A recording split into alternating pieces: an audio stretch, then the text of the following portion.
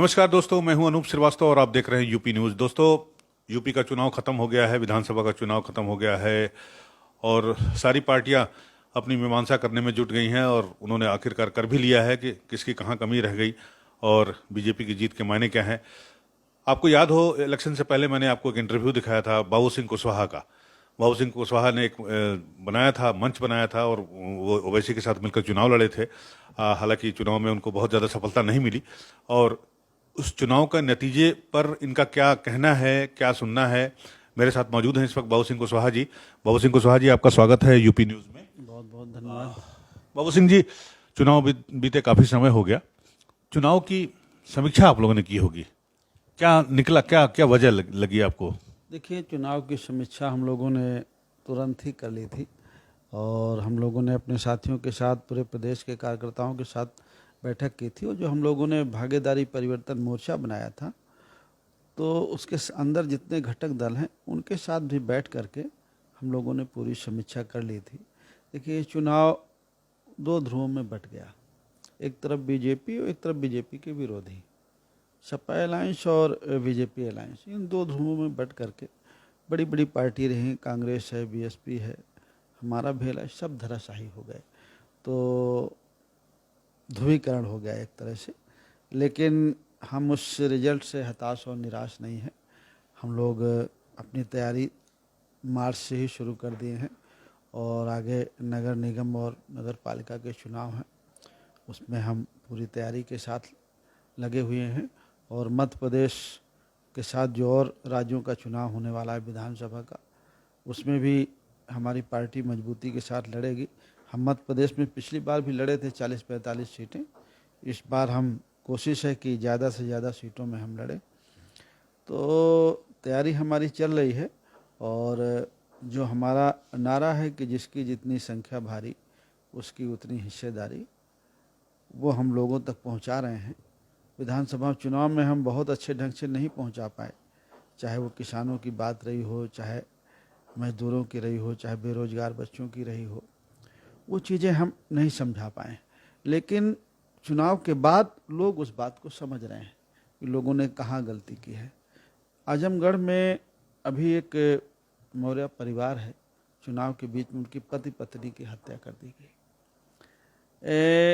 17 में उन्होंने एक ज़मीन खरीदी थी, उन्हें कब्जा भी नहीं मिला और अभी 15 तारीख को 14 का उनका अपहरण हुआ। बाजार गए थे मियाँ बीवी और बाजार से लौट रहे थे, रास्ते में उनका अपहरण करके थाने में गए। थाने में कोई तिवारी जी थे, उन्होंने सुना नहीं। बाद में कप्तान के कहने दखल देने के बाद एफआईआर दर्ज हुई। एफआईआर दर्ज होने के बाद वो मियाँ बीवी दोनों मृत हालत में पाए गए। अभी परसों नरसों सुल्तानपुर में एक मौर्य समाज की महिला और उसकी बेटी को मार दिया गया। अगर आप मैं एक जाति विशेष की बात में नहीं करता हूँ, लेकिन जो खास करके मैं अपने समाज के ऊपर कहूँ, जितने बड़े पैमाने पर जुल्म जास्ती होती है, हत्याएं होती हैं, रेप होता है, बच्चों के साथ मारपीट होती है, वो कोई कार्रवाई नहीं होती है। तो ये जो वोट दिया है उस बारे में भी लोग सोच रहे हैं कि कहाँ गलती हमसे हुई।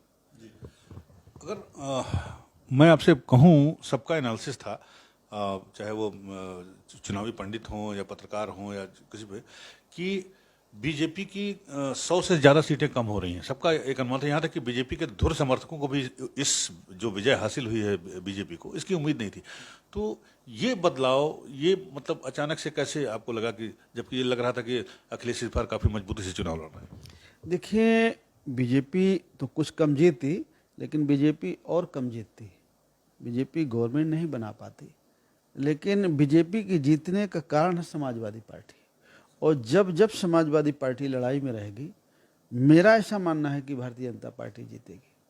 देखिए, मैं अगर ये कहूँ आपसे कि कोई तीसरा दल लड़ाई में होता, कोई अगर तीसरा दल लड़ाई में होता तो ये दोनों हार जाते, तीसरे दल जीत जाता। जो लोग समाजवादी पार्टी को देखे हैं, उनकी सरकार को देखे हैं, तो वो बीजेपी को नहीं देना चाहते थे, लेकिन वो इस चुने कि इससे अच्छा तो फिर उसी को दे दो। जो लोग बीजेपी को देख के नहीं पसंद कर रहे थे, जैसे बीजेपी में रिजर्वेशन ख़त्म हुआ, बैकवर्ड शेड्यूल कास्ट के साथ और अन्याय अत्याचार हुआ, वो समाजवादी पार्टी को वोट दिए तो उनका भी वोट बढ़ा। लेकिन इस सोच के आदमी ज़्यादा थे कि इनसे तो बेहतर वही है।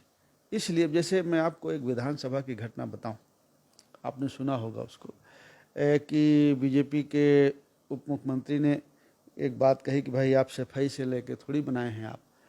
वो सेंटेंस उनका गलत था, लेकिन उसके जवाब में जो नेता प्रतिपक्ष ने बोला कि क्या तुम अपने बाप के पैसा लेके बनाते हो, और उसको डांटा, ये बात पूरे चुनाव जब तक वो राजनीति में रहेंगे उनका पीछा नहीं छोड़ेगी।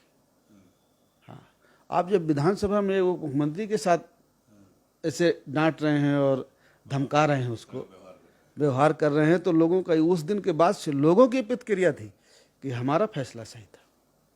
लोगों ने कहा हमने सही किया कि वोट नहीं दिया समाजवादी पार्टी को, और मुझे तो नहीं लगता कि एक आध चुनाव में पीछा बात उनका छोड़ेगी। और ये तो चुनाव में आने लगा था कि रुक जाओ अभी हमारी सरकार बनती है, देख लेंगे। तमाम तरह के वीडियोस सामने आए, खासकर वो मुख्तार अंसारी के बेटे का जो वीडियो काफी हुआ था कि 6 महीने पहले हम हिसाब की किताब करेंगे, उसके बाद तबादला होगा। नहीं, उनके बेटे का समस्या नहीं है, चलो उनका एक अलग है, बाकी तो गांव गांव घर घर थे ना, कोई एक जगह की बात थोड़ी। सर, आप तो बहन जी के साथ बहुत दिन तक साथ में रहे हैं, उनके साथ उनकी पार्टी में रहे, आपको क्या लगता है कि इस चुनाव में, विधानसभा जो चुनाव हुआ या आगे लोकसभा वाला चुनाव होने वाला है, अगर बहन जी की भूमिका थोड़ी सी स्पष्ट होती या मजबूत होती तो इस सिनेरियो बदल सकता था? अनूप जी देखिए, ऐसा नहीं है कि मैं इस बारे में चाहूँ तो मैं कह सकता हूँ, बहुत सारी बातें कह सकता हूँ, और लेकिन मैं कहना नहीं चाहता। बीएसपी के बारे में, मायावती जी के बारे में मैं कुछ कहना नहीं चाहता, इसलिए मैं नहीं कहूँगा। लेकिन ये तो मुझे भी तकलीफ़ है कि भाई कभी हम भी थे वहाँ, तो वो पार्टी सत्ता में रही है, तो हमारे मन में है कि नहीं ठीक है हार जाए, हैं, हमारे साथ ये हुआ तो हसरे होना चाहिए, लेकिन कहीं कहीं पीड़ा भी होती है, तकलीफ़ भी होती है कि यार इसको बहुत मेहनत के साथ बनाया गया था, काश अगर ये अच्छा करती तो बेहतर होता। हाँ, चलिए आखिरी सवाल बाबू सिंह साहब, वर्तमान में जो राजनीति है, जो राजनीतिक परिदृश्य है, चाहे देश का हो या प्रदेश का हो या देश का हो, इसके बारे में क्या कहना है आपका, आपकी पार्टी का या आपका व्यक्तिगत दृष्टिकोण क्या है? अनूप जी, आप तो पुराने पत्रकार हैं, बड़े बड़े चैनलों में रहे, आपको अच्छी जानकारी है। इस समय देश और प्रदेश का सीनियर कोई कुछ कह नहीं सकता, कोई कुछ कहने की स्थिति में है ही नहीं। कौन लड़ पाएगा कौन नहीं लड़ पाएगा इसका कुछ समझ में नहीं आ रहा है किसी को। तो जो आपकी स्थिति है, सबकी स्थिति है, वही स्थिति मेरी है। कांग्रेस एक नेशनल लेवल पर पार्टी है कि अगर वो लड़े तो शायद वो कुछ कर पाए, बाकी तो लगता नहीं है।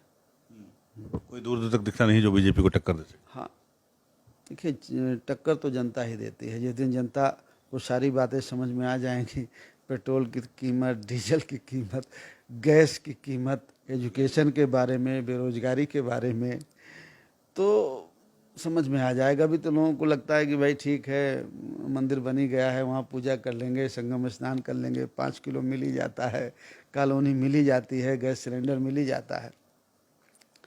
जिस दिन लोग सोचेंगे इसके बाद कि इस चक्कर में हम कहाँ पहुँच गए, उस दिन जनता को बदलने में कितना समय लगता है।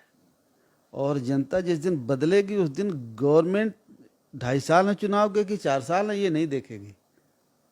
जिस दिन जनता बदल जाएगी उसी दिन सब कुछ बदल जाएगा, उसी दिन सब कुछ बदल जाएगा। उसी दिन सब। तो ये थे बाबू सिंह कुशवाहा जी, जिनका कहना है कि विधानसभा का चुनाव जो है उसके बहुत सारे समीकरण थे, बहुत सारी